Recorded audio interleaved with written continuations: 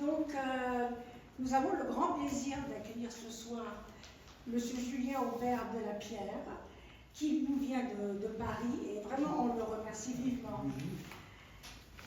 Alors, en deux mots, parce qu'évidemment il a un parcours, on en a parlé, assez important.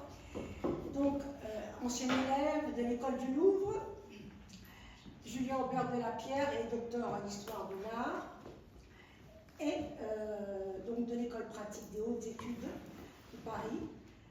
Sa thèse a été lauréate du prix d'excellence académique de l'International Association for Coptic Studies, et elle a porté sur le renouveau de l'iconographie chrétienne en Égypte ottomane. Il est membre du Centre d'études en sciences sociales et religieuses, et il est responsable du catalogue général du musée copte du Caire pour ce qui est des objets en bois, dont il a publié le premier volume à l'Institut français d'archéologie orientale, donc l'IFAO, en 2018. Pour ce dernier, donc, il dirige également un projet d'étude du matériel archéologique du monastère grec du même temps, découvert dans les années 60 à Dehaïla, qui fait partie du gouvernorat d'Alexandrie. Chargé d'exposition au Collège de France, et il a été plusieurs fois commissaire d'exposition, dont co-commissaire de l'exposition Champollion 1822 et l'Égypte ancienne retrouva la parole, et qui a eu lieu donc en 2022. Il a été aussi commissaire de l'exposition Vin, huile et parfums, voyage archéologique autour de la Méditerranée orientale, et ça c'était en 24-25. Il a également assuré durant l'été 25 le commissariat de l'exposition Beyond the Tree, A Journey into the Traditions of Egyptian Woodcraft, aussi à l'IFAO, chargé de cours donc à l'école du Louvre et à l'université de Strasbourg, et il est spécialiste de l'histoire des collections coptes. Et il prépare actuellement donc la publication de l'histoire du fonds papyrologique grec et copte de la BN, donc de France, la Bibliothèque nationale de France. Alors merci beaucoup, et je vous laisse la parole.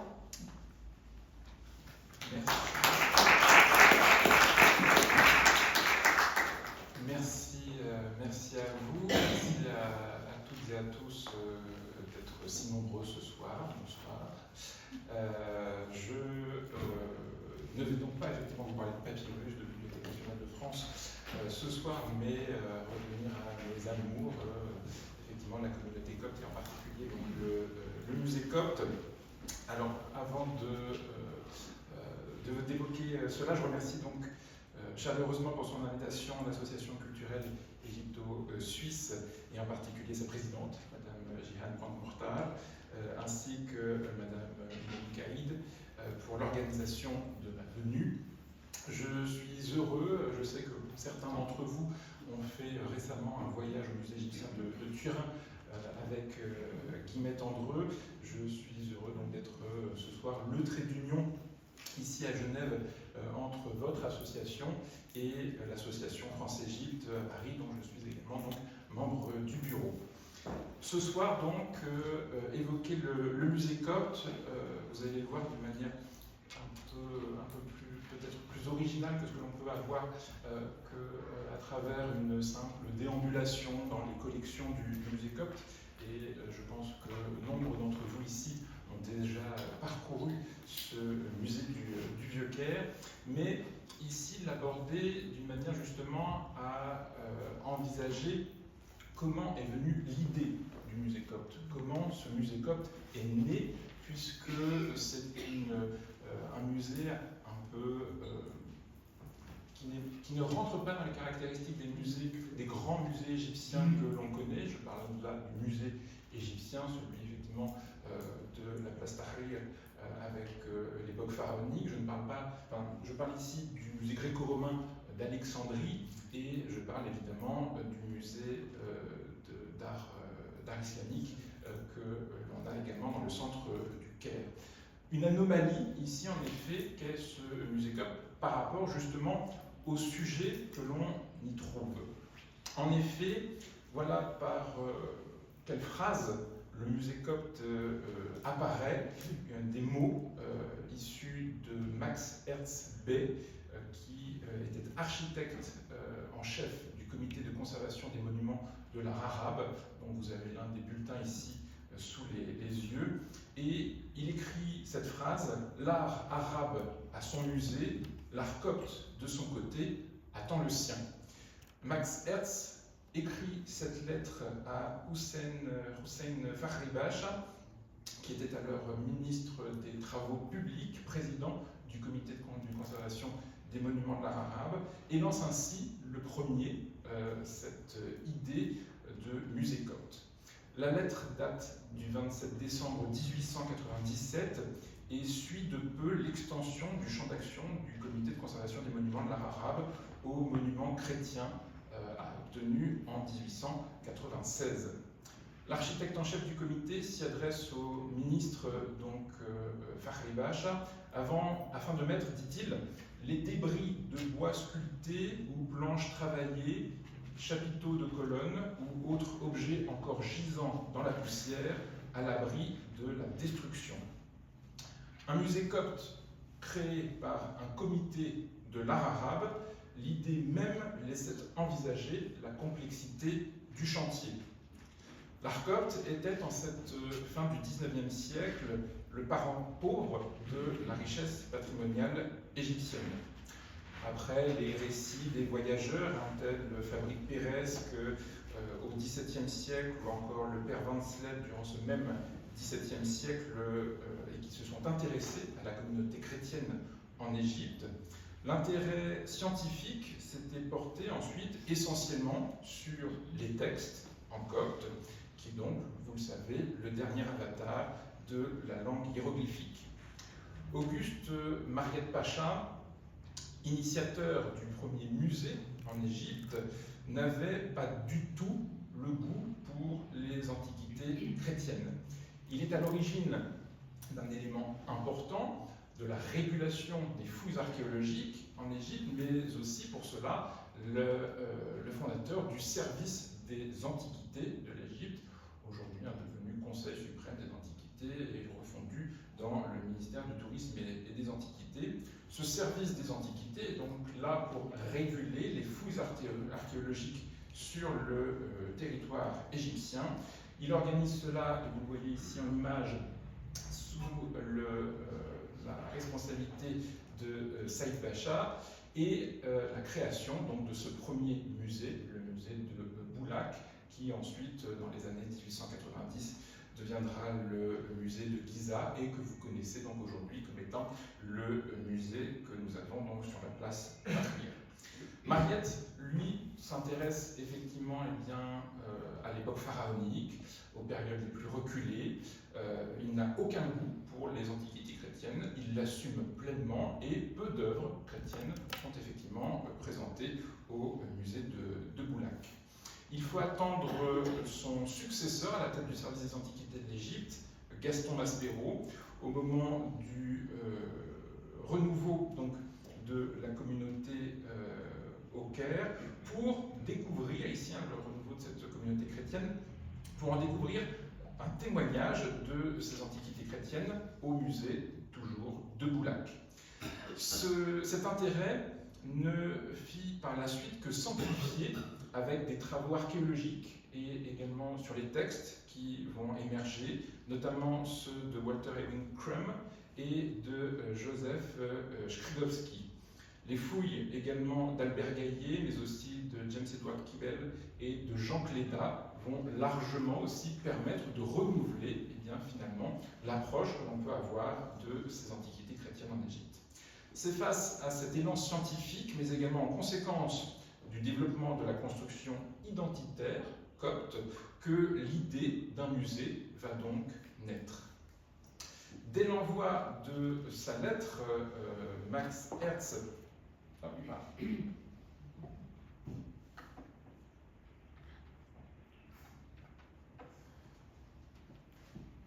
Dès l'envoi donc de sa lettre, Max Herz va jeter les bases de la réalisation du musée en y impliquant le patriarcat copte orthodoxe. Son représentant de l'époque, successeur donc de Saint Marc, n'est autre que le patriarche Cyril V. Il enjoint d'ores et déjà de donner ordre à tous les préposés des églises du Caire et de ses faubourgs de consigner sur sa désignation tous les objets qui se trouvent dans les monuments, aussi bien dans les ruines que dans les ruines sans aucune utilité. Max Herz, on y revient, normalement ça va revenir, ça va prendre son temps, mais ça revient tout seul.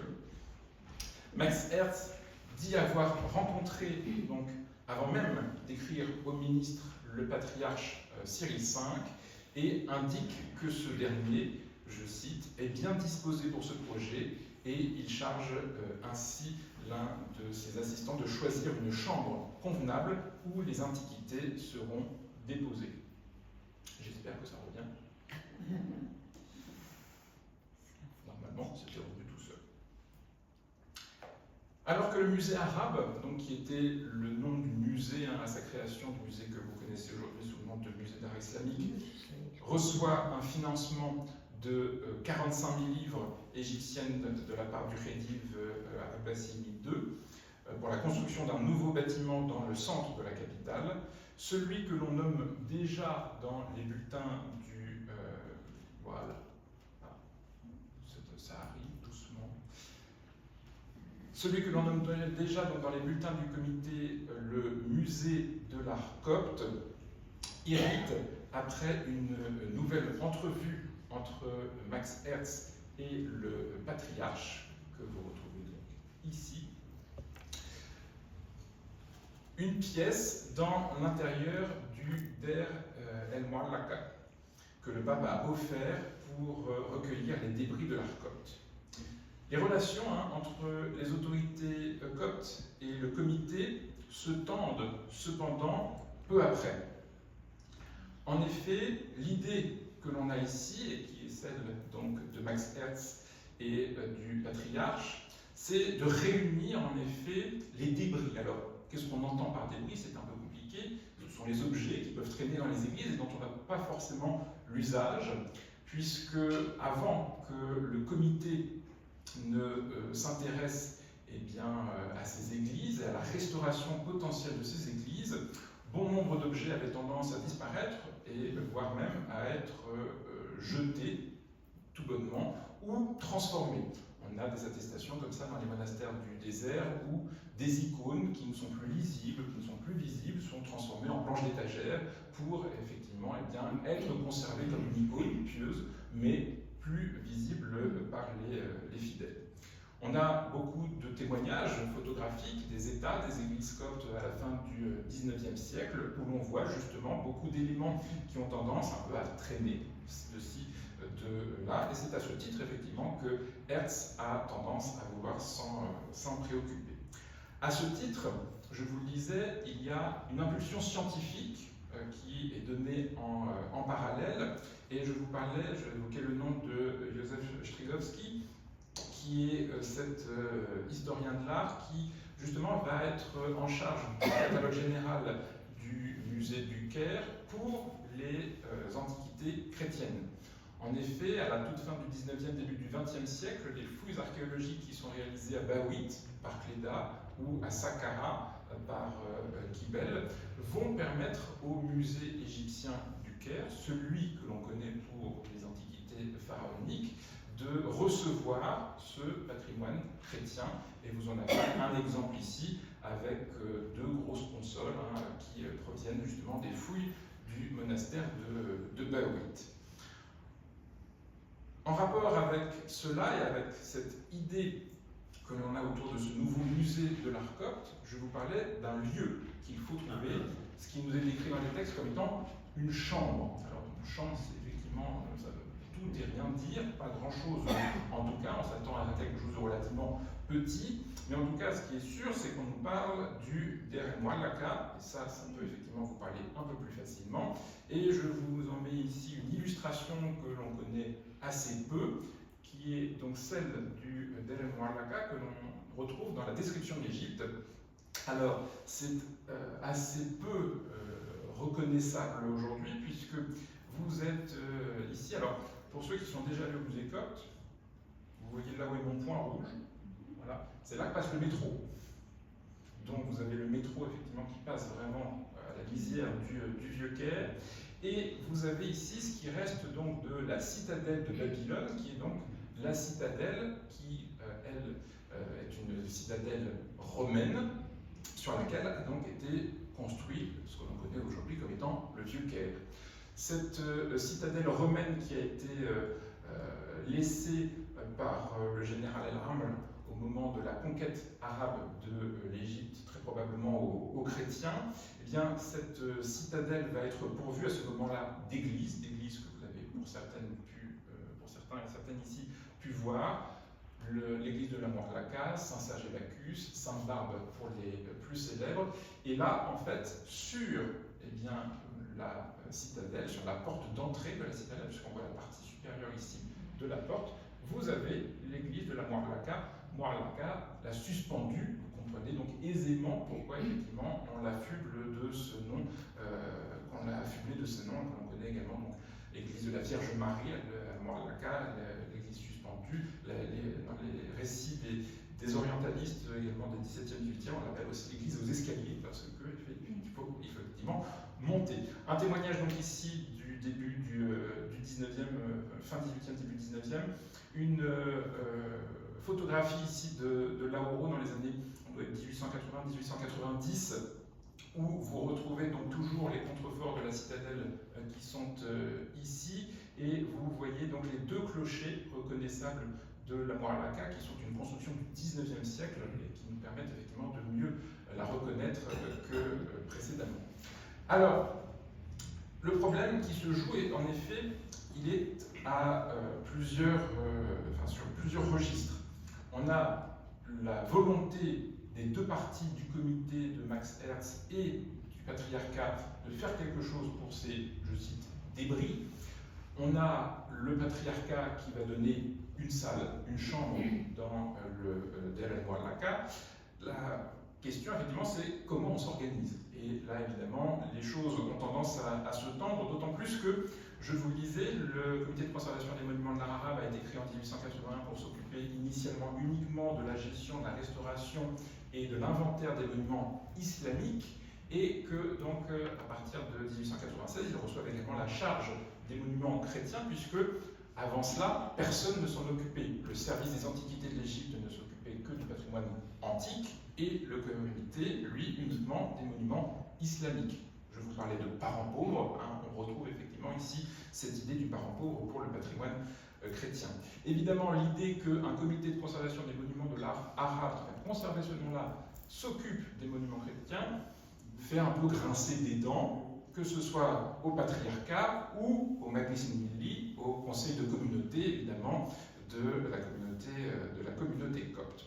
Les choses donc se tendent, notamment au moment où le comité va demander au patriarcat de financer des restaurations, de financer des transformations dans leurs églises, de construire une maison pour des prêtres. Et on reçoit effectivement à ce moment-là des procès-verbaux disant, le patriarche disant, a-t-on vraiment besoin de dépenser tant d'argent pour aménager telle maison pour le prêtre? A-t-on vraiment besoin de restaurer cette église? Et là, en effet, finalement, les choses n'avancent plus à la vitesse qu'on pouvait le souhaiter au début du XXe siècle, et l'idée du musée de l'art copte va évidemment en pâtir. À ce titre donc, des préoccupations qui ont tendance à agiter tout le monde, des restaurations au monastère Saint-Mercure, tout proche de la mosquée El-Raml, qui également vont largement déplaire au patriarcat, et finalement, à la suite d'un règlement, d'un contentieux financier, eh bien, on apprend au tout début du XXe siècle que finalement un premier inventaire est dressé d'un ensemble d'objets qui seront en tout cas à destination de ce musée de l'art copte. Dans le procès-verbal qui a été relevé, il est stipulé que sa béatitude, le patriarche copte, a fait dresser un inventaire de la plupart des objets antiques qui se trouvent dans les églises et couvents. Max Herz précise alors également au comité que le prélat a pris soin d'aménager donc sur ses propres deniers une pièce dans le palais du patriarcat, je le cite en l'état, pour servir de musée de l'art copte. Toutefois, une nuance a été également annoncée lors de la séance, à savoir la remarque faite par le patriarche quant à l'impossibilité de déplacer certains objets et meubles, puisque le patriarche précise qu'ils sont en usage constant dans les édifices religieux et donc ne peuvent pas être bougés. Et là, effectivement, c'est une des particularités aussi de ces objets qui vont venir constituer les collections du musée copte. Le dévouement sans faille du comité pour l'institution de ce musée pour les antiquités chrétiennes n'a été finalement que récemment remis en valeur en se basant donc sur les sources issues de ce comité de conservation des monuments de l'art arabe. Le travail sur l'histoire du musée copte a été en effet longtemps tributaire des faits relatés par son premier directeur et, je cite entre guillemets, fondateur, à savoir Marcus Hanna Smicavasha, que vous retrouvez ici dans cette photographie de 1906, et qui a été continuellement en fait repris par d'autres. Une sorte de légende sur la fondation du musée copte qui s'est instituée, qui s'est finalement gravée dans le marbre. Sa nécrologie, la nécrologie de Simaïka, rédigée par un autre membre du comité de conservation dont il faisait partie, mentionne ainsi un discours du prince Mohamed Ali Taoufik, louant Smicavasha comme seul et unique créateur du musée copte et mettant en valeur ses efforts déployés pour l'institution ainsi que le financement de 500 livres égyptiennes donnés pour la création de la bibliothèque.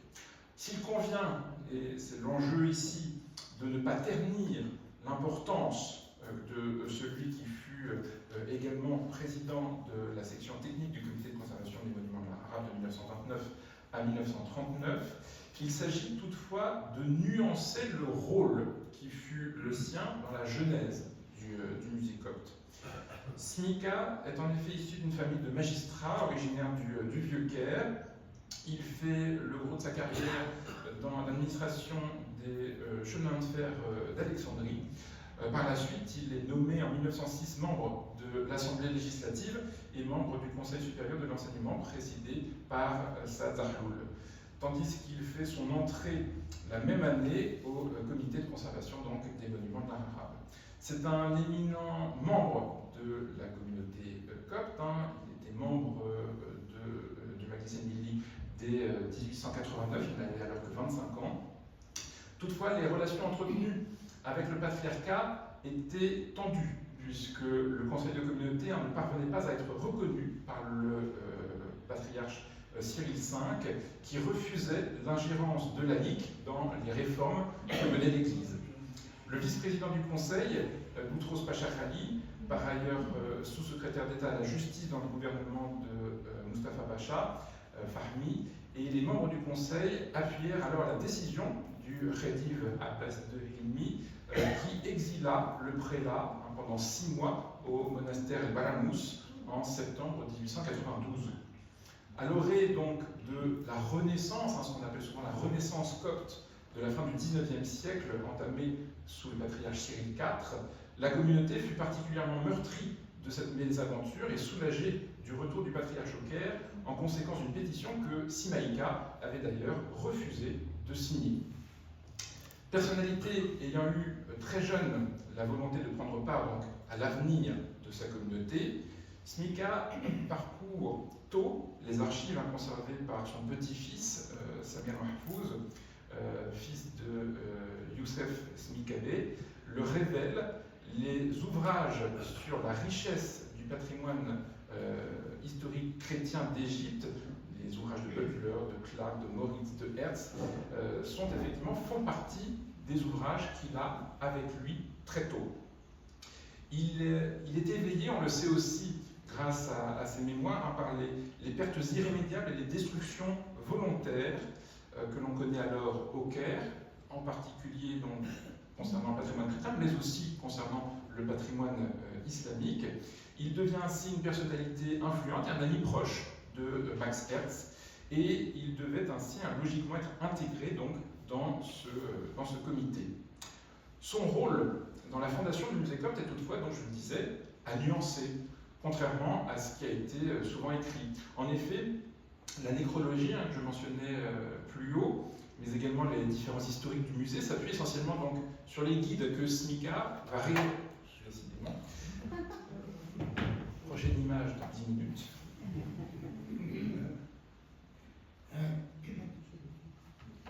Arrêtez de faire les pieds. Voilà. Donc, les éléments donc, sont basés sur les guides qui sont rédigés par Smika lui-même, publiés entre 1930 et 1938, et sur ses mémoires, dont le manuscrit non publié est conservé par son petit-fils, qui en a tiré une première biographie en 2011. Cette insistance qu'éprouve Smika de son vivant, a mentionné son rôle de fondateur. J'ai même retrouvé un des tampons qu'il s'était fait faire où il avait marqué le fondateur et directeur du musée copte, conduit à interroger finalement le bien fondé. Dans une conférence présentée en 1992, l'historien Donald Malcolm Reed revient sur le rôle important qui lui revient pour la construction de l'identité copte. Il évoque la naissance mythique du musée copte que Simaïka relate dans ses mémoires, en faisant valoir le sauvetage salutaire qu'il fit de vaisselle d'argent et de plats de reliure achetés au patriarche avant qu'il soit fondu. Il explore également le rôle social et identitaire joué par celui qui devint le vice-président du Conseil de communauté après la nomination de Boutros Pachakhali comme Premier ministre en 1908.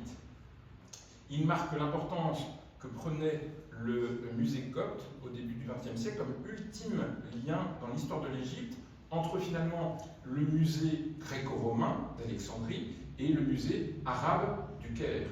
Là aussi, il y a un véritable enjeu identitaire, c'est que le musée arabe, le musée gréco-romain et le musée égyptien ont tous été fondés par des Européens. Seul le musée copte, dans cette circonstance-là, effectivement, et tel que Simaïka va l'écrire, va être le seul grand musée d'importance de la première moitié du XXe siècle en Égypte à être fondé par un Égyptien. Et ceci, effectivement, a aussi un sens. Or, Marcus Smika passe sous silence dans ses mémoires rédigées bien des années plus tard. Nombre des protagonistes à l'origine du musée copte étaient alors décédés.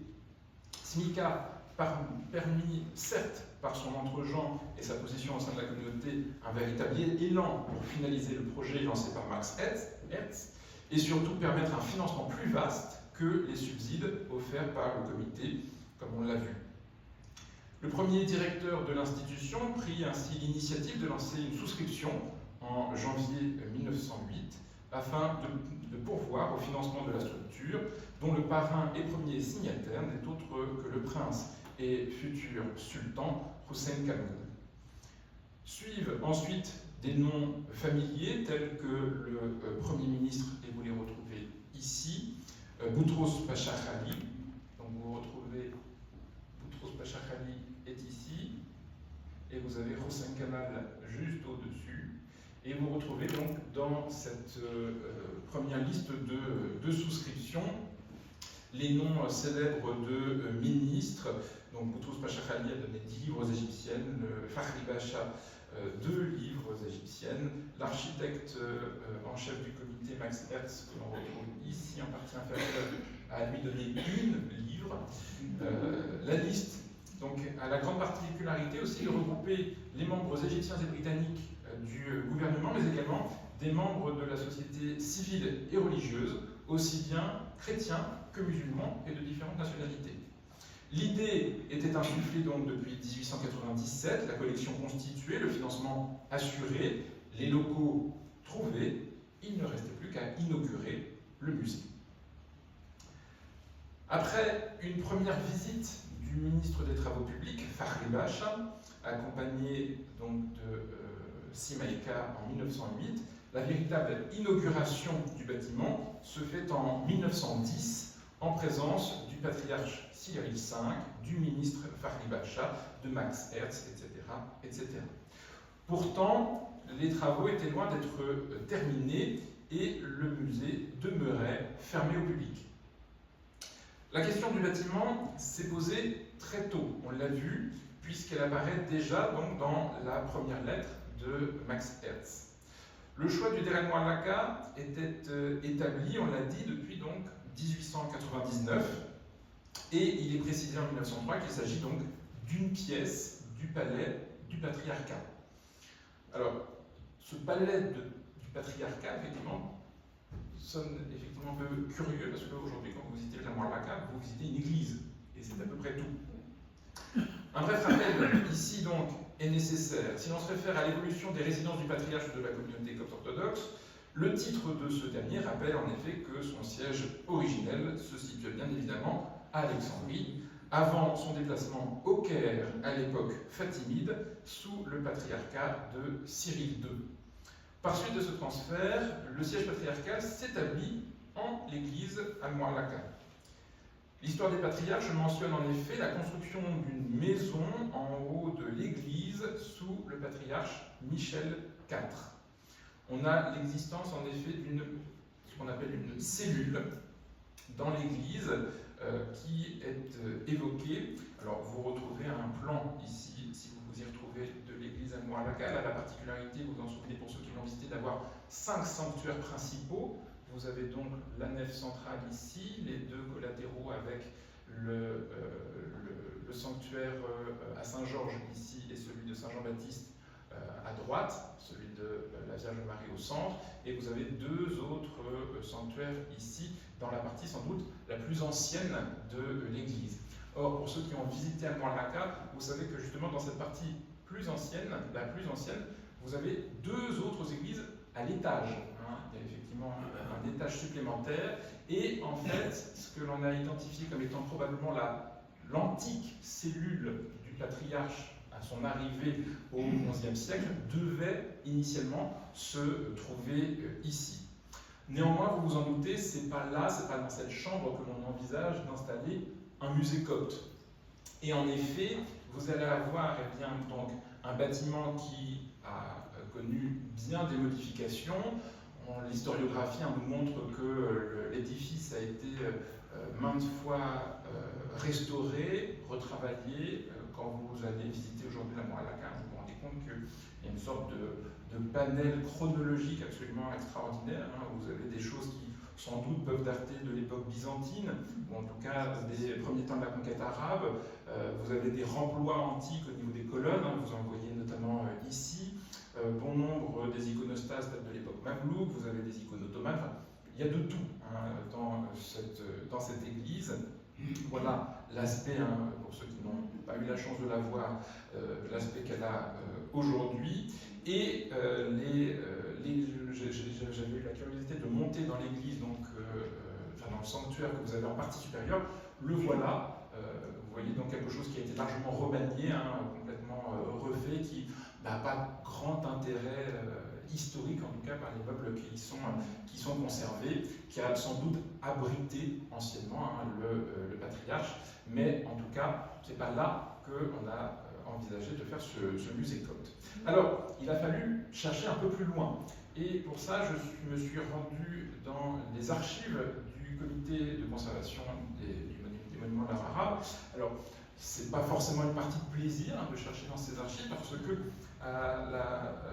lorsque le comité a été supprimé dans les années 1960, toutes les archives ont été fondues dans le Conseil suprême des Antiquités, et donc retrouver les différents éléments, ça veut dire parcourir tout le Caire, puisque vous avez les plans d'un côté, vous avez les échanges épistolaires de l'autre, vous avez les photos ailleurs, etc., etc. Par chance, les plans sont tous conservés au Markaz el-Tazghil, au centre d'enregistrement des monuments islamiques et coptes, qui est aujourd'hui à la citadelle. Et on y retrouve là bon nombre des plans donc, qui ont été dressés par le comité en vue de restauration, en vue d'achat de terrain, ça dépendait. Et en tout cas, un lieu particulièrement précieux. On y retrouve donc différents plans, et vous avez ici l'illustration d'un plan de ce à quoi ressemblait le Vieux-Caire. Et notamment, donc, ce qui nous intéresse, c'est donc, alors vous allez me dire, je fais une fixette sur le métro, mais je trouve que c'est un élément qui permet effectivement de se retrouver assez facilement. Le métro est là. Voilà. Donc là, on est en 1930. Vous avez le métro qui passe ici. Vous avez la rue Marguerite qui est juste là.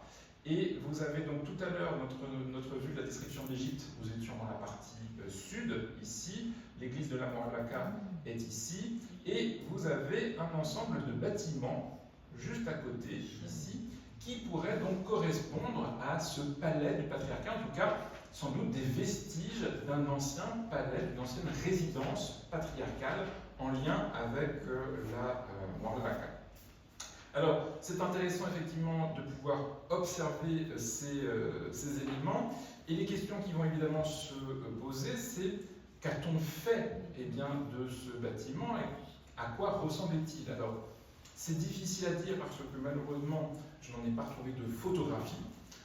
Les plans sont généralement des plans qui ont pour but de mettre en place des projets, donc qui ne sont pas non plus forcément les plans de ce qui était conservé au moment où ils ont été dressés. Néanmoins, vous avez en effet donc cet ensemble de bâtiments. Alors, a priori, il n'existe pas en entier, la partie nord ne devait pas exister ici. Il y a un jardin intérieur que l'on voit apparaître là.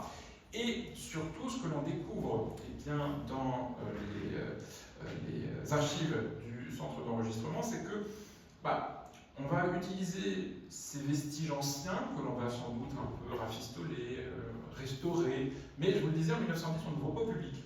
Si on n'ouvre pas au public, c'est qu'on doit effectivement considérer que ce n'est pas totalement satisfaisant. Et à ce titre, on trouve dans ces archives du comité des projets qui n'ont jamais vu le jour. Et vous en avez ici un qui est sans doute le plus parlant, qui a été dressé par un architecte autrichien, Steirer, qui est en plus, vous voyez, vous l'apercevez en tout cas ici en bas à droite, contresigné par Max Ernst. Donc, on est ici en 1913.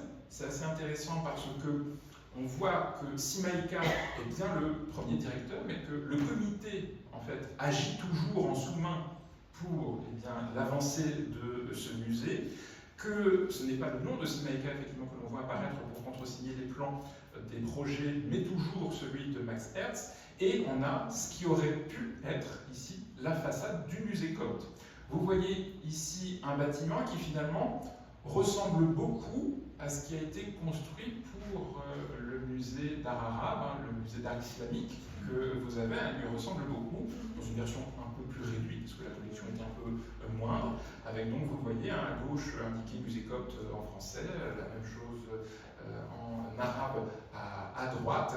Et c'est effectivement donc, un projet sur un bâtiment, vous le voyez, relativement simple, sur 2 niveaux, un grand escalier central. On a même aussi des plans de l'intérieur, je ne les ai pas mis là parce que ce n'était pas non plus l'idée, mais on a donc quelque chose de très réfléchi qui est censé prendre finalement la place de cette ancienne résidence patriarcale. Alors, la question qui se pose, c'est quel est le problème? Qu'est-ce qui va manquer? Pourquoi ne va-t-on pas embellir? Pourquoi ne va-t-on pas aller au bout de cette idée? C'est difficile à dire, c'est difficile à cerner, mais peut-être que les aléas politiques vont en effet contraindre un peu les velléités de ce musée. Et surtout, un élément essentiel, c'est que je vous le disais, le projet est contresigné en 1913. Ça sonne pas bon, on est à la veille de la Première Guerre mondiale, et ça ne sonne d'autant plus pas bon que Max Ernst est austro-hongrois. Il est austro-hongrois, et donc à ce titre, il va être remercié, et il va devoir quitter l'Égypte, et il n'y reviendra jamais. Le poste d'architecte en chef du comité va être laissé vacant. C'est un Italien, un architecte italien, qui est Patrick Gaulle, qui va le remplacer. mais qui n'a pas l'étoffe de Hertz et qui surtout ne veut pas chausser les bottes de Hertz et ne veut pas avoir les mêmes responsabilités que lui. À ce titre, on suppose donc que le départ de Hertz va précipiter l'abandon de ces différents projets pour le musée copte. Mais alors, que reste-t-il à se mettre sous la dent? L'autre élément, je vous le disais, c'est donc un problème géopolitique avec l'arrivée de la Première Guerre mondiale. L'autre problème est effectivement aussi ce qui va, après la Première Guerre mondiale, se passer en Égypte. En effet, on a des témoignages donc de cet agencement qui, je vous le disais, est peu satisfaisant. C'est d'ailleurs le prince de Saxe, Jean-Georges de Saxe, qui va faire sa visite avant la Première Guerre mondiale. On est alors juste à la veille de la Première Guerre mondiale, qui fait une visite privée du musée copte, qui est un grand spécialiste d'art copte et qui a beaucoup contribué en Europe à faire connaître l'art copte. Et le prince de Saxe considère en effet que les conditions ne sont pas optimales et ne répondent pas aux standards que l'on pouvait avoir alors au musée arabe ou au musée égyptien. À ce titre donc, on voit qu'il y a un problème. On va donc aller vers cette idée de nouvelles constructions, mais je vous le disais, problème géopolitique, problème politique interne, qui va donc largement se manifester après la Première Guerre mondiale. En effet, les différents projets vont rester lettres mortes. Patrick Collot, je vous le disais, ne va pas reprendre les éléments projetés, et on va alors décider de s'installer tout de même dans le bâtiment qui était alloué, que l'on va avoir tendance à agrandir. Et ce sont alors deux architectes italiens, Gastone Rossi et Giuseppe Tavarelli, qui vont être en charge d'aménager, tant bien que mal, le bâtiment existant. Ce sont deux architectes italiens qui débutaient alors leur carrière égyptienne. Les archives du comité nous montrent donc des dessins sur ce qui est envisagé, avec notamment l'aile que vous avez ici et qui était édifiée en 1920, où l'on voit donc ici la visite de celui qui est alors encore sultan, Fouad, que vous voyez au centre, juste là, vous l'aurez reconnu. Et vous avez donc le patriarche qui est là, Cyril V. Et on voit donc dans cette visite très officielle de 1920 également Smika Pacha qui est ici. On a donc ici toute la cour égyptienne qui vient rendre et faire état de ces constructions, des nouvelles installations qui ont été envisagées par les architectes italiens, des collections qui ont été déposées. Le sultan est tout à fait ravi de sa visite. Il est donc venu inaugurer ce nouvel ensemble. Il manifeste son intérêt, son grand intérêt même, pour l'institution et décide ainsi de lancer l'idée d'une souscription qui permet de réunir pas moins de 2000 livres égyptiennes. C'est également à la suite de cette visite que le souverain va souhaiter quelque chose qui va mettre un petit grain de sable dans le fonctionnement de cette institution, à savoir la volonté que le musée rejoigne l'administration royale. En effet, l'autre faciès particulier, je vous le disais, de ce musée, c'est que, en fait, ce n'est pas un musée public. C'est un musée qui, initialement, est une fondation privée, dont le président n'est autre que le patriarche, parce qu'il y avait justement cette difficulté à résoudre de collections qui ne pouvaient pas quitter l'Église, qui pour certains étaient des biens de main morte, des awqaf, et qu'à ce titre, on ne pouvait pas effectivement leur retirer ce statut juridique, et donc c'était un musée qui appartenait au conseil de communauté et au patriarcat. Vous imaginez bien que lorsque le souverain dit « Moi j'aime beaucoup votre musée, j'aimerais bien qu'il rejoigne effectivement l'administration des autres musées, à savoir le musée égyptien, le musée gréco-romain et le musée arabe », c'est quelque chose effectivement qui va être relativement mal accepté. À ce titre donc, Marcus Simaïka, qui ne peut pas ouvertement dire non à Sa Majesté, va faire face donc au courroux du patriarche, mais ne voulant déplaire, donc tente d'établir un compromis, on l'apprend en 1924, dont les différents points furent soumis à celui qui était alors devenu le roi Fouad. Premièrement, un décret royal doit confirmer la propriété du site et des œuvres à l'église copte et que ces dernières ne pourront être déménagées. Deuxième point demandé, le musée continue d'être dirigé par un comité de notables coptes présidé par le patriarche.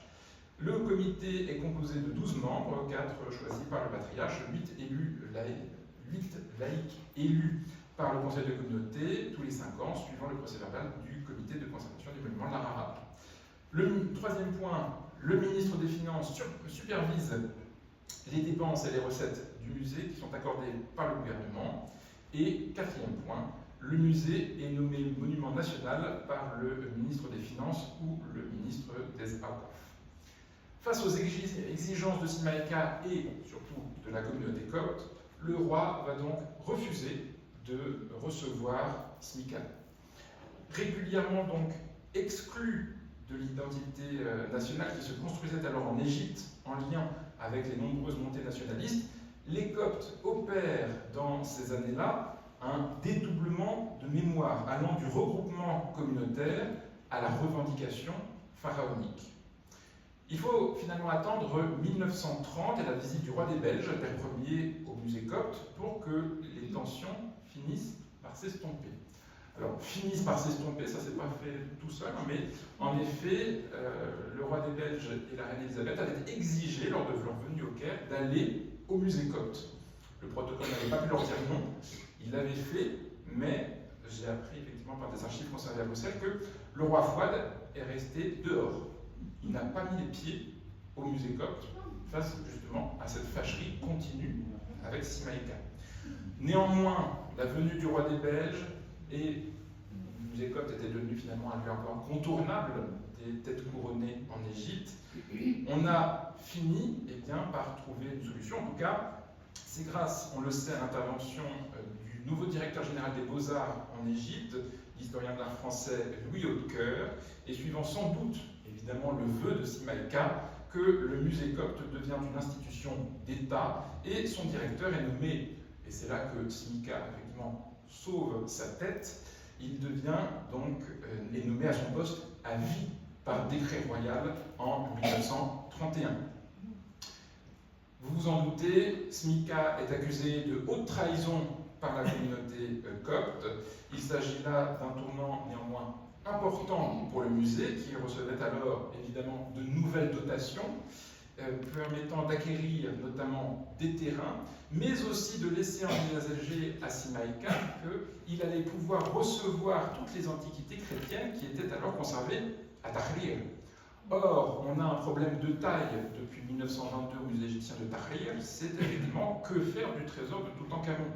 Le musée n'a jamais été envisagé pour ça, il faut de la place.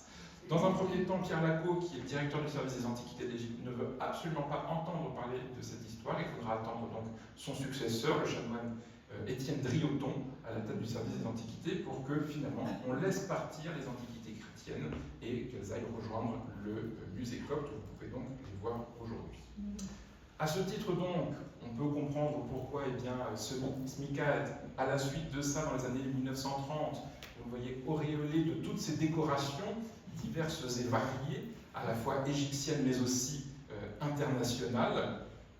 Et vous avez donc un musée qui fait son petit bonhomme de chemin, puisque nous partions, je vous le disais, de ce petit bâtiment, de ce bâtiment que vous avez ici avec cette cour intérieure, que l'on va légèrement agrandir, sur lequel on va ajouter cet élément-ci comme entrée, et donc vous allez avoir un bâtiment qui tourne autour de ce jardin intérieur.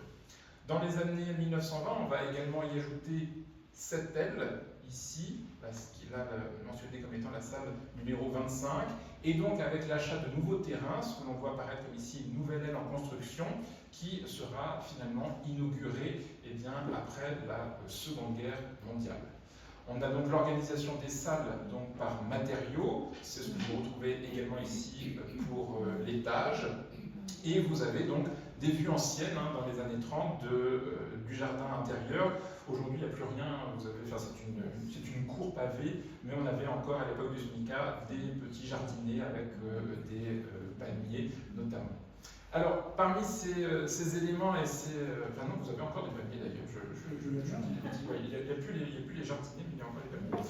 Vous avez donc ici l'antique entrée du musée Copte, hein, celle qui avait été celle en usage jusqu'à la Seconde Guerre mondiale, qui est aujourd'hui l'entrée de la bibliothèque du musée Copte. Et vous avez des remplois antiques qui sont faits notamment au niveau des chapiteaux que vous avez ici. Et voilà à quoi ressemble donc aujourd'hui cette cour avec ces palmiers. Et vous voyez également les personnes qui sont à gauche ici en train de regarder à travers des grilles. Pour ceux qui ont déjà eu la curiosité de regarder à travers ces grilles, en fait, c'est l'accès originel de la citadelle de Babylone que vous retrouvez ici. Vous voyez la différence de niveau de sol, puisque l'escalier que vous avez dans le fond, c'est la cour ici du musée Copte. À l'arrière, alors là je vous montre des choses que vous n'avez a priori jamais pu voir, c'est l'arrière du musée Copte où l'on retrouve donc un mausolée qui se retrouvait un peu par là par hasard. Ça c'est la façade arrière du musée. Et surtout vous voyez les vestiges de la citadelle romaine, les murs de la citadelle romaine que l'on a et qui sont toujours conservés à l'arrière du musée Copte. Alors parmi ces différents éléments, ce qui intrigue, c'est la réflexion architecturale qui va se mettre en place durant ces années 1920-1930, parce que on est dans une citadelle romaine, antique, qui va être une garnison militaire. Vous avez les vestiges, semble-t-il, d'une résidence de patriarche, mais on voit des travaux qui vont apparaître avec des architectes italiens, et notamment pour faire cette petite coupole ici, en haut de l'escalier, qui est d'un style fatimide, et on peut effectivement commencer à se poser la question de pourquoi cette architecture fatimide va commencer à émerger dans l'architecture du musée Copte. Et ça permet effectivement de se reposer la question de à quoi ressemblait cette citadelle de Babylone. Je vous parle de cette citadelle depuis tout à l'heure.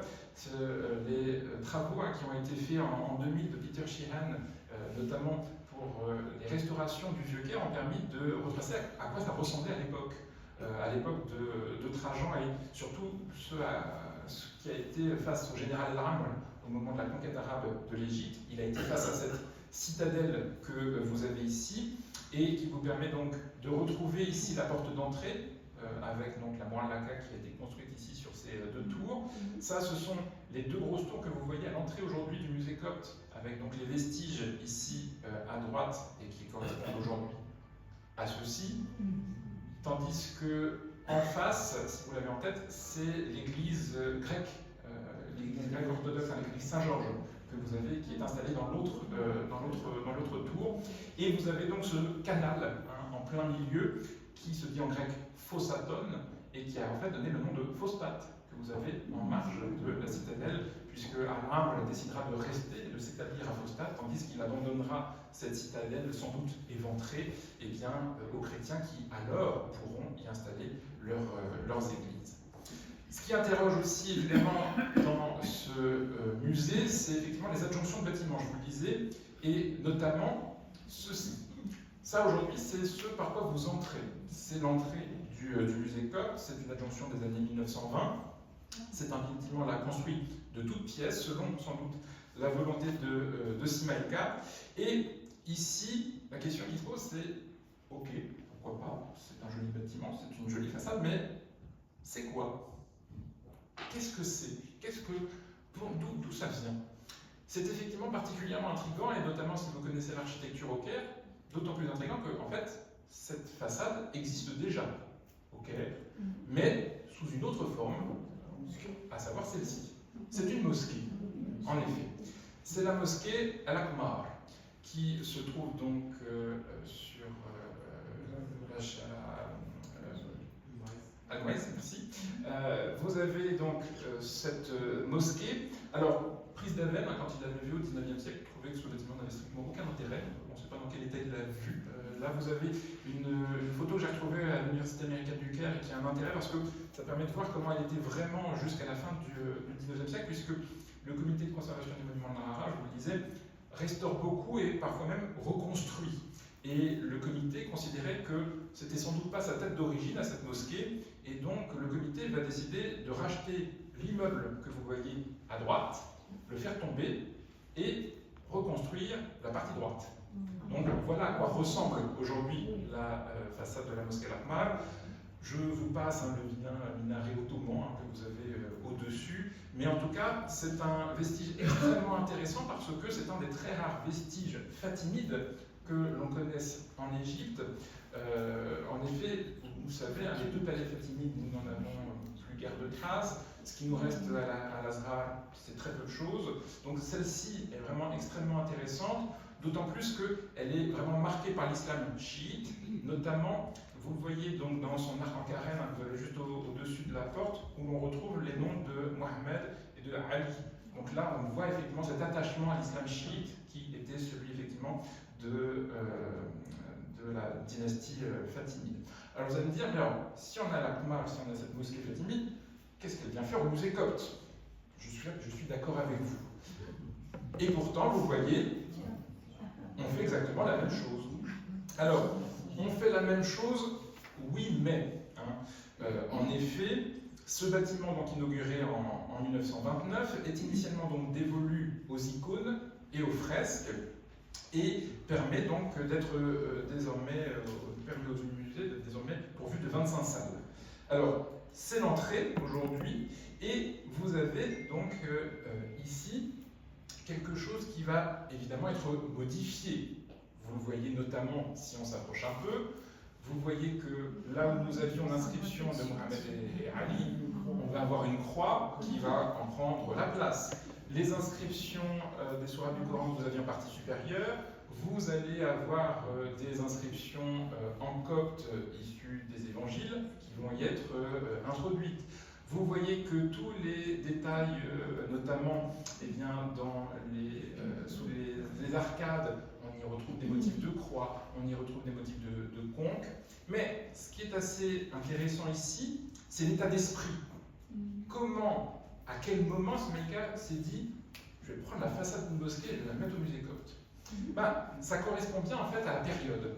En effet, dans ce schéma que j'ai mentionné tout à l'heure de construction identitaire de la communauté copte, dans cette première moitié du XXe siècle, le caractère matriciel et donc par essence antérieur de l'art chrétien sur l'art islamique explique la volonté de reprise de la façade d'une mosquée fatimide par Smaïka. Pour lui, elle s'inscrit, cette façade, comme le témoignage de l'architecture religieuse copte disparue. Vous ne pouvez pas, en effet, aujourd'hui, en l'état, me trouver une façade d'église de l'époque byzantine en Égypte, mais pas non plus d'une façade d'époque fatimide, même ottomane.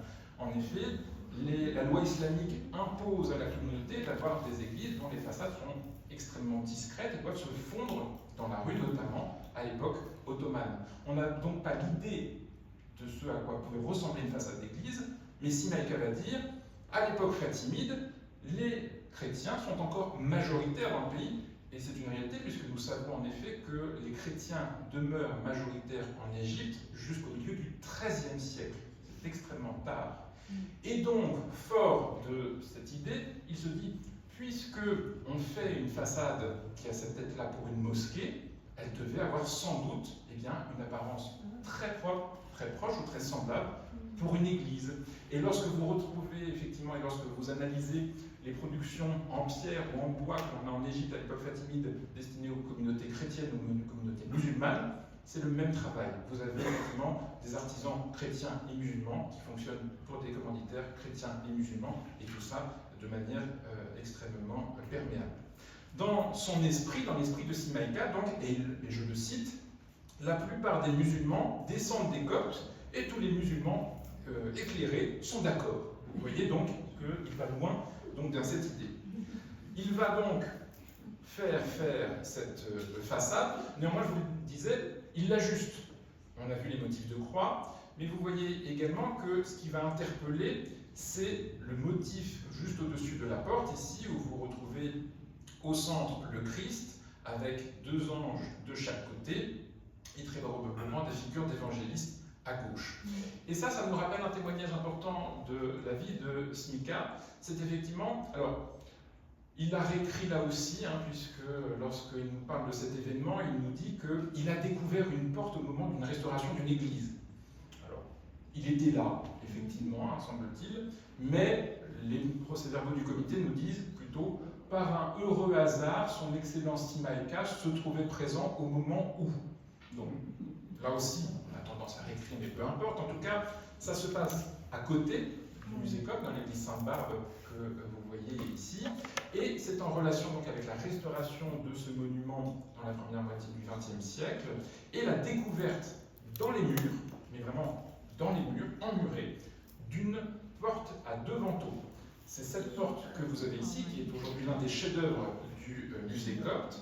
Et cette porte est une des rares portes que l'on connaît, enfin même la seule porte que l'on connaisse de l'époque byzantine, hein, au tout début de l'époque arabe, puisqu'on est 7e, 8e siècle pour la datation de cette porte.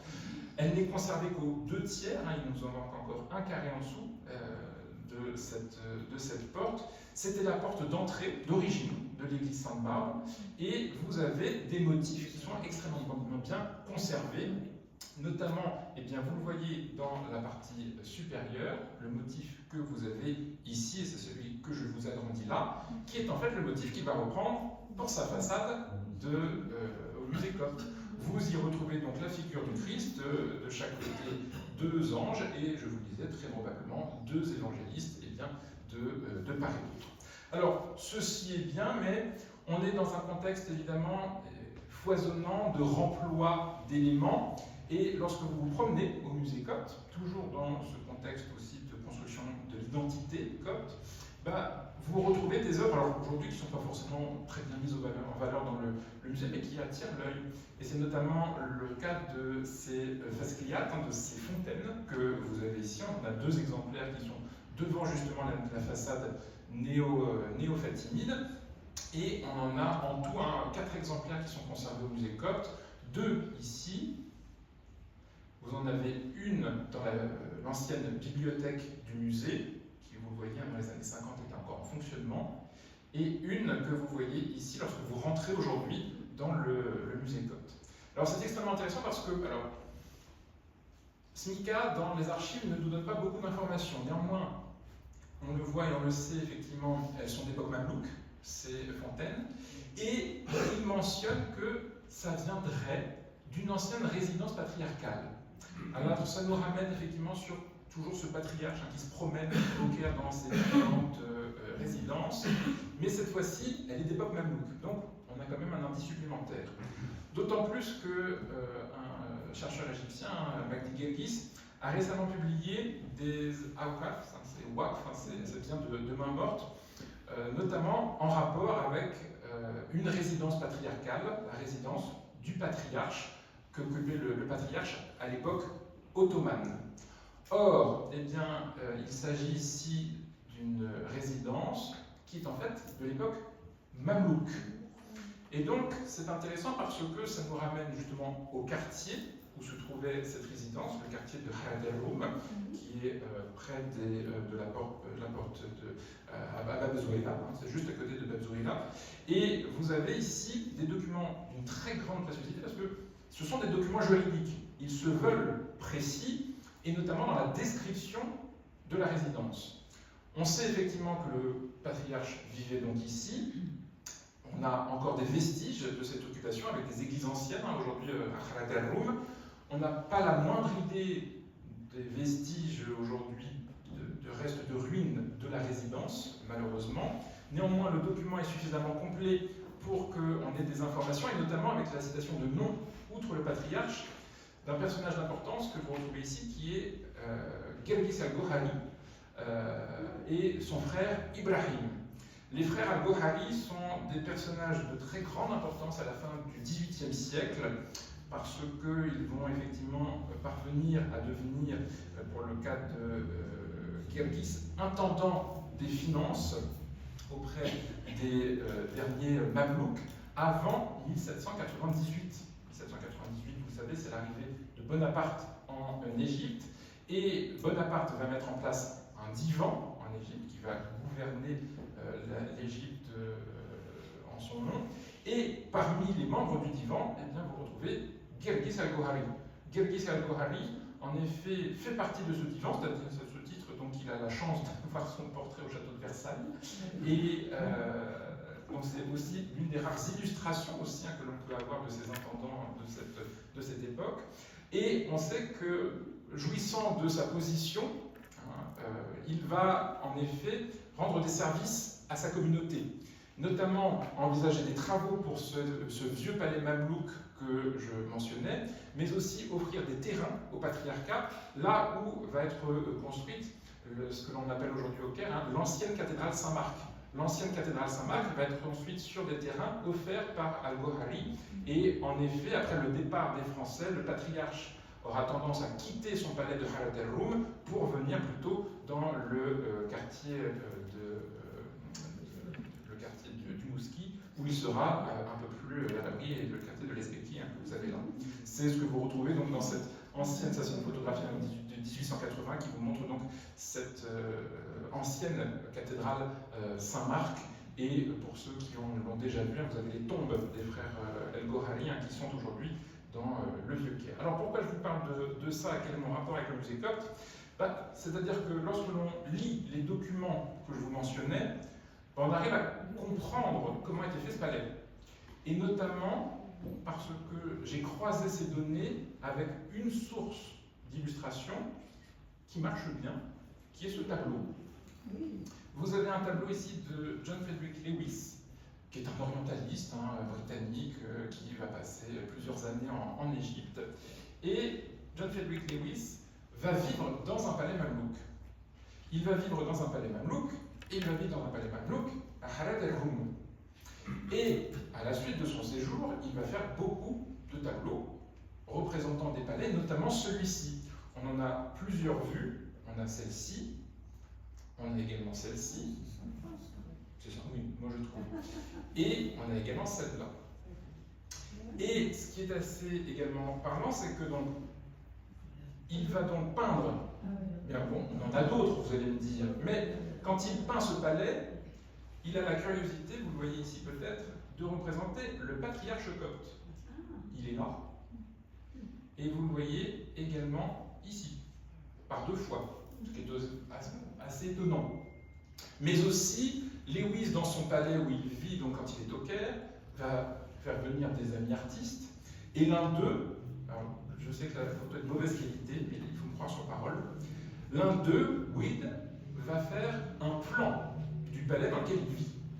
Et en fait, quand vous confrontez le document du Waqf avec le plan, vous vous rendez compte que c'est le même palais.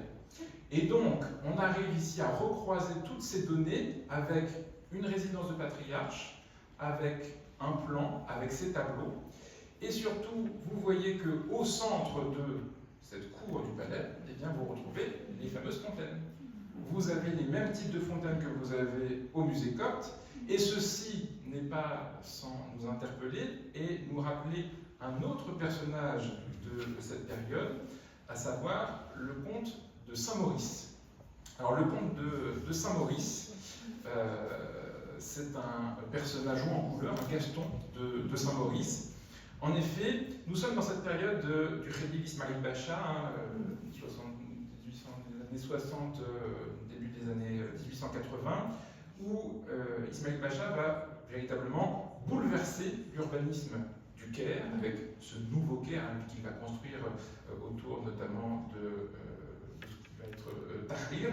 Et on a effectivement bon nombre de destructions d'édifices anciens parce qu'on veut effectivement, c'est comme ça qu'on construit notamment la rue Al-Azhar, qui va vraiment crever le Caire médiéval.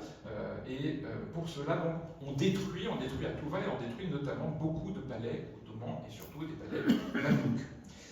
Mais à cette époque-là, parmi les antiquaires et les amateurs de ce temps, vous avez la figure du comte de Saint-Maurice, qui est à prendre un peu à part. En effet, Saint-Maurice a une fonction en Égypte, il est grand écuyer du Khedive, et il a l'art du remploi. Il va en effet se faire, là je vous montre le tableau qui est conservé du cercle de la rue Royale, parce que Saint-Maurice est là, c'est lui qui est ici avec son haute forme, et au Caire, il se fait construire un hôtel particulier. L'hôtel Saint-Maurice, le voici, et vous avez quelque chose qui est complètement néo-mamelouk, mais avec des remplois réels, de vrais remplois issus de palais mamelouks. Il va en avoir énormément, parce qu'il remploie la pierre, on remploie le métal, on remploie le mobilier, on remploie tout. Alors aujourd'hui, pour ceux qui peut-être ont eu la chance de le voir, cet hôtel Saint-Maurice avait été légué à la légation de France au Caire. Le problème, c'est que l'hôtel était une fondation architecturale pas extraordinaire, et donc il avait tendance à s'affaisser et s'effondrer. Du même coup, l'hôtel a malheureusement été détruit. Par contre, on a récupéré tous les remplois mamelouks. Et aujourd'hui, vous pouvez les voir à la chancellerie de France, à l'ambassade de France au Caire. Vous avez tous les remplois Saint-Maurice qui sont encore en place. Mais Saint-Maurice en a tellement acheté en fait, qu'il y en avait trop. Et il ne savait pas quoi en faire, et notamment un Porsche. Un Porsche que vous avez ici, et que Saint-Maurice donc a gardé chez son employeur pendant quelques années au Caire, qui ne savait pas quoi en faire. Finalement, Saint-Maurice l'a envoyé en France, puisqu'il souhaitait qu'il soit acheté par l'Union centrale des arts décoratifs à Paris. L'Union centrale des arts décoratifs a trouvé ça beaucoup trop cher. Ils n'ont donc pas acheté, mais entre-temps, Saint-Maurice est mort. Et donc, finalement, les caisses sont restées, et surtout, on n'a jamais su quoi en faire. Et donc, elles ont pris la poussière, on ne s'y est plus jamais intéressé, tout est resté dans ces caisses d'origine, jusqu'au début des années 2000, où on était dans la perspective donc, du versement des antiquités, des arts de l'islam au département des arts de l'islam du Louvre, pour le nouveau département des arts de l'islam qui est ouvert en 2012. Et on a fini par dire, c'est quoi ces caisses? On a commencé à ouvrir, on a vu qu'il y avait effectivement des pierres mamelouks, mais il n'y avait pas de dessin, donc on ne savait pas quoi en faire. Et on a fini, en fouillant dans les archives Saint-Maurice, par retrouver des dessins de Saint-Maurice, et donc on a pu le reconstituer. Aujourd'hui, donc, il est conservé au département des arts de l'islam, mais surtout, ce qui est assez intéressant, c'est les annotations que Jules Bourgoin, qui a assuré les dessins de ce Porsche, a laissé, et il mentionne sur ses dessins Asr Rumi, Kasr Rumi. Or, je vous parlais de ce palais de Khaled al-Roum. Alors, ici, évidemment, ça nous parle. Et l'enquête m'a permis de retracer finalement ces pierres, ces dessins, et de pouvoir vous présenter ici, finalement, les vestiges, les seuls vestiges que nous avons de cette résidence du patriarche de Khaled al-Roum. Ces éléments sont d'autant plus intéressants qu'on peut avoir effectivement la certitude que les éléments, bon nombre d'éléments que nous avons au musée Coop proviennent donc de cette même résidence. Et on voit bien que tout cela est passé par Saint-Maurice, notamment avec, donc là vous voyez une vue du Porsche par dessous. Et on peut également le voir à travers les soufins, ces crédences que vous avez dans le musée Copte aujourd'hui, et qui nous interpellent alors par le jeu de mosaïque, mais surtout par les carreaux de céramique que vous avez. Des carreaux que l'on retrouve en divers endroits. Or, lorsque vous regardez ces carreaux de céramique, et si on les confronte à ceux que nous avons à l'ambassade de France, en fait, on a les mêmes. Donc c'est là que l'on voit effectivement comment on a démantelé finalement la résidence du patriarche, on l'a remontée pour partie par Saint-Maurice, pour partie au musée Copte. Il en est de même pour les moucharabiers. Les moucharabiers, effectivement, dont on avait bon nombre d'exemples au musée Copte. Bon nombre sont en effet très anciens de la période ottomane, même si je ne m'aventure pas à dater des moucharabiers, parce que finalement un moucharabier du XIe siècle ou du XVIIIe, c'est toujours la même chose.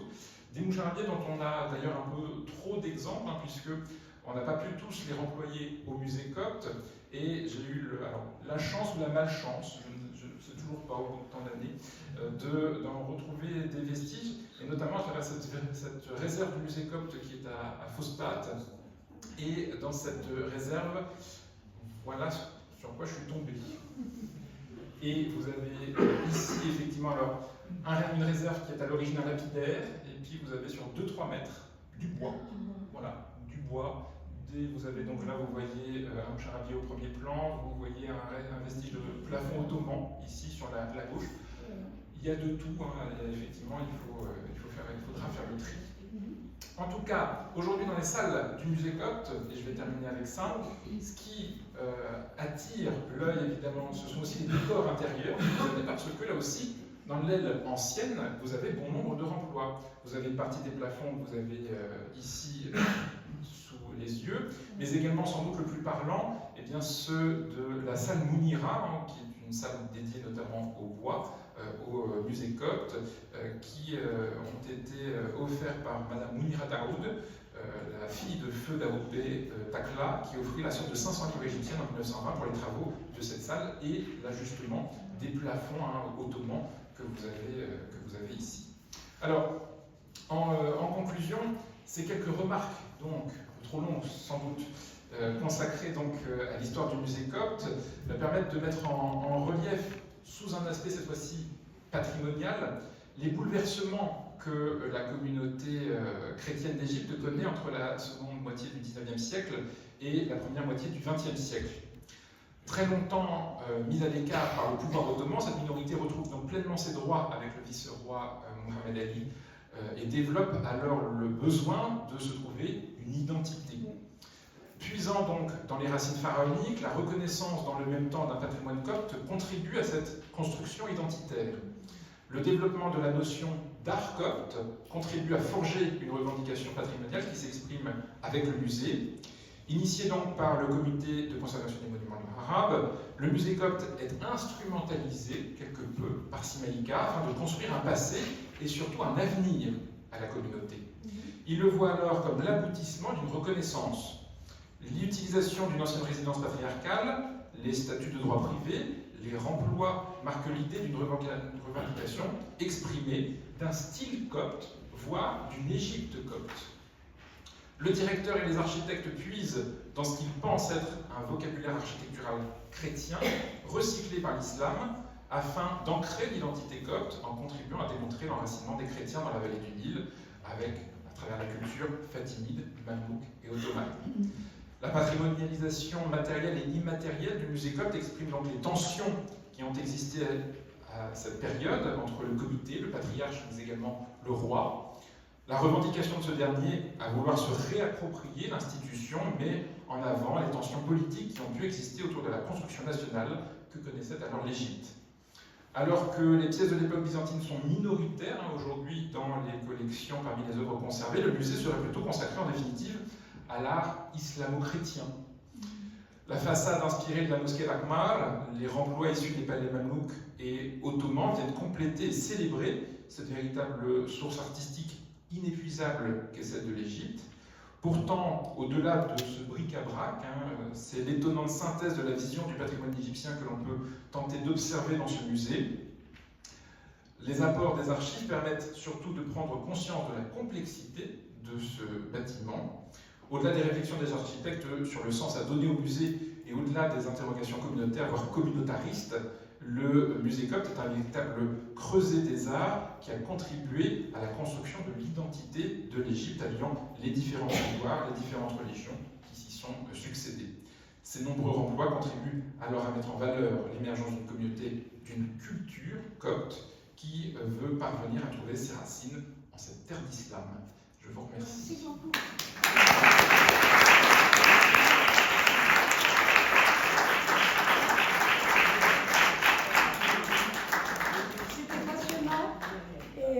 Ça nous donne envie de voir ou de revoir, bien sûr,